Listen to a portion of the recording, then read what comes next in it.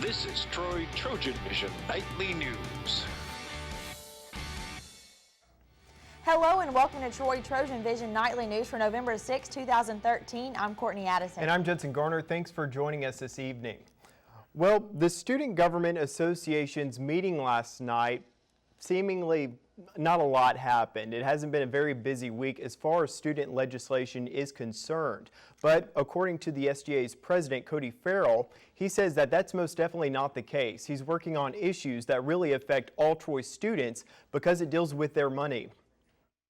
I think the main focus of the SJ right now is focusing on really seeing where our dollar goes with the university. And SGA President Farrell says he's looking into ways the university can use its funding to benefit students in the areas that are most important to them. If you ask any student on this campus what their major problem is with Troy University, there's not enough places to park. Parking at Troy can get a bit congested during the fall and spring semesters. Next year, Farrell says that due to some construction projects planned, crowding issues would get worse. Right now, he says the university is looking into solutions to avoid a potential parking problem. And Farrell says he's been investing a lot of time lately into making parking in general better for students. When it comes to parking, I feel like that it's a problem that no one wants to tackle, and I'm not afraid for the SGA to do that. I do understand the issue of driving to class.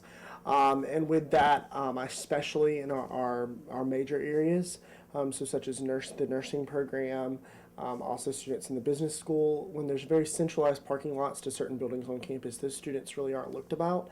And I feel like that Troy has a large focus on our on-campus students, but we lose sight of our commuter students. And Farrell says that he'll have more information about that parking problem next week. He's been meeting with the Dean of Student Services this week. And there's lots of great artists right here walking on Troy's campus, and many of us don't even realize it. But the Malone Gallery is now showing off some of the best pieces done by students right here at Troy. The Malone Gallery is always working to keep new and fresh exhibits on display, but this exhibit shows off talent from right here at the university. The artwork was done by a variety of classes and was chosen to be put on display by the professor. I think just being productive and really pushing yourself to make good art. That's what gets your professor's attention, and that's how they were selected. So. Pieces for this showcase were exclusively chosen from upperclassmen. Freshmen will have a chance to have their artwork be showcased in the spring, and Skaggs says one of his many favorite pieces is a series of paintings. I actually have quite a few favorites.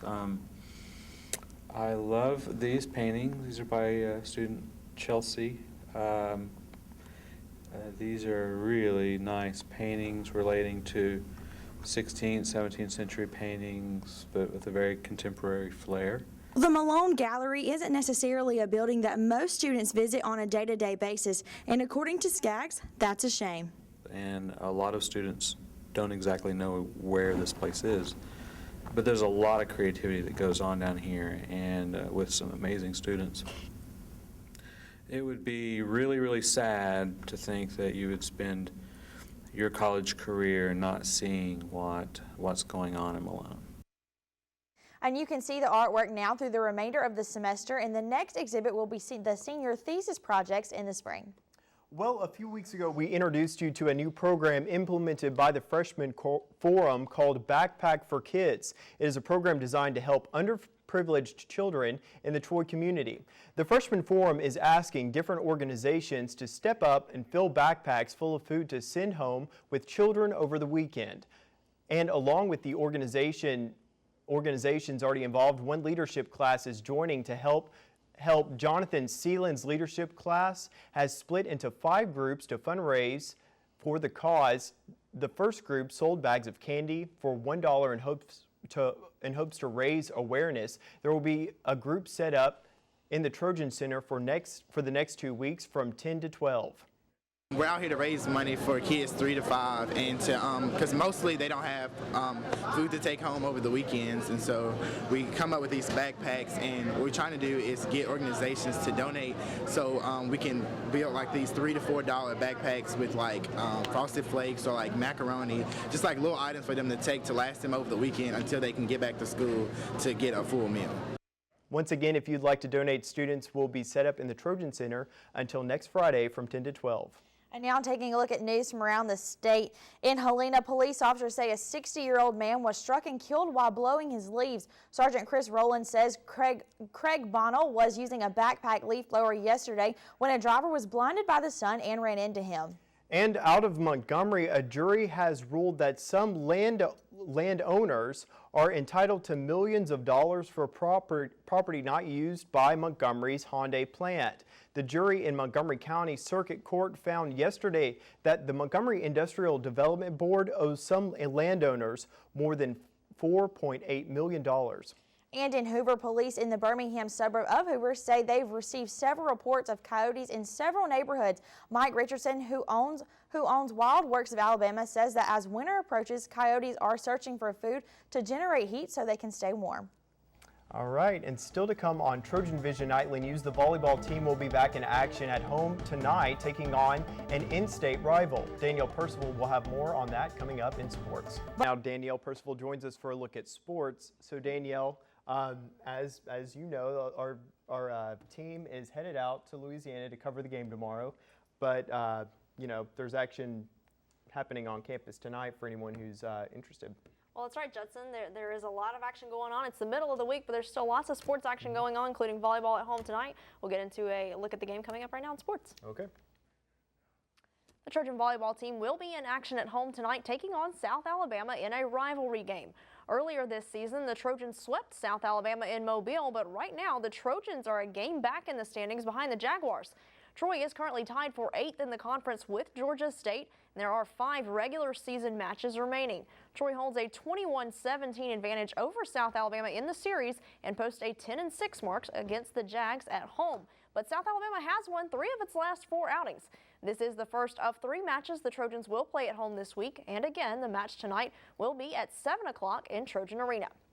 And the Trojan soccer team is gearing up for action tonight in the Sun Belt Conference Tournament in San Marcos, Texas. The Trojans ended the year on a high note with 2 wins in the league and a draw with Louisiana Lafayette. Troy is the 5 seed and will be facing Texas State, the 4 seed, at 7 tonight. The Bobcats took the meeting in the regular season between the two, and head coach Chris Bentley said the team is ready for round 2 against Texas State. Well, I think we're excited to get them again and not show up a little bit lackadaisical, so to say. I mean, we came out and just were a little flat the first time we played them, and it let the game get away from us. It was 2-1 within 20 minutes, and it finished that way. So I think it's something that we can get out and really compete against a team that we feel we can compete with, and we've got to focus on them and what they do well and see how we can prevent that, and then also counter with our own punches. So I think we'll be okay. Also this week, 2 Trojans were honored for their performances this season. Niecy Jennings became the first Trojan to be a first-team all-conference selection. As a freshman, Jennings led the team with 7 goals, including 4 game-winning goals. And Madison Winter was named to the second-team all-conference selections. In 7 conference games, Winter gave up only 3 goals and picked up 4 shutouts. The Trojans finished the season 8-9-1 and will have the chance to extend their season tonight on the pitch against Texas State, with the match scheduled to begin at 7. And coming up tomorrow night, the football team will be in action again in the primetime spotlight on national TV. Though Troy was unable to get a victory against Louisiana Monroe, for wide receiver Katie Edenfield, it was a memorable night. Edenfield got his first touchdown of his career on a blocked punt in the first half. Edenfield has 17 receptions in his career, but managed to find the end zone on special teams. But the block came off the hands of Eli Canton, who was already responsible for 1 touchdown this season. He had a pick-6 against Savannah State, and though Canton might not be in the game as much as other players, his impact is obvious to his teammates.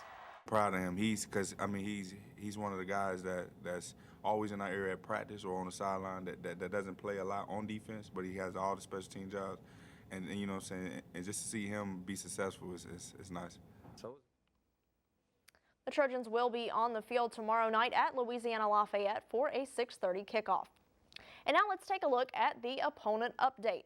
Louisiana Lafayette is the top team in the conference, currently undefeated in the league. The Ragin' Cajuns are coming off a 49-35 victory over New Mexico State in a game where Louisiana Lafayette trailed by as many as 21. The Ragin' Cajuns have several threats on offense, including quarterback Terrence Broadway and a couple running backs, including Alonzo Harris, who tied a school record with 5 touchdowns last Saturday. The Ragin' Cajuns began the year 0-2 with losses to Arkansas and Kansas State, but have since reeled off 6 straight wins. Just because the Ragin' Cajuns are favored in the contest doesn't mean that their head coach Mark Hudspeth is taking the Trojans lightly. They're going to be one of those deals where your back's against the wall, they're going to come out swinging. They're going to come out clawing to stay in the race, and so they're like one of those wounded animals backed in a corner. They're going to come out playing awfully hard. We know that. Our kids know that, and they've got some weapons. 2 quarterbacks, to say the least, and just a bevy of wide receivers that are very talented, and then to me a lot of speed on defense, and they've got the best punting unit in the conference. And so it'll be a huge challenge for us. Kickoff in Lafayette is scheduled for 6:30 tomorrow night, with the game being televised on ESPNU. So Courtney Judson, lots of action during the middle portion of the week. It's not usually the case, but a lot going on this week with volleyball tonight at home, soccer on the road in the conference tournament. Wish them the best of luck, and of course football tomorrow night. But I mean, if you're on campus, why not head out to see the volleyball game tonight at Trojan Arena? Yeah. What time does it start again? It starts at 7 o'clock tonight, so time for fans to get on out there and enjoy the game. Yeah. All right. Thanks Best a lot, of luck. Danielle. Thanks, Danielle.